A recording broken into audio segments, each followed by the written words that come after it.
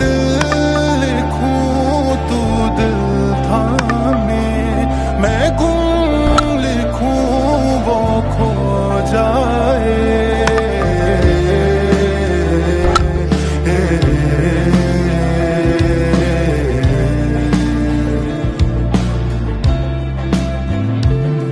টেস্টে বাংলাদেশের হয়ে সর্বোচ্চ ডিসমিসালের মালিক এখন লিটন দাস। 114টি ডিসমিসাল করে ছড়িয়ে গেছেন মুশফিকুর রহিমকে। যেদিন জাতীয় দল থেকে বাদ পড়লেন ঠিক সেদিনটাকেই বেছে নিলেন লিটন দাস।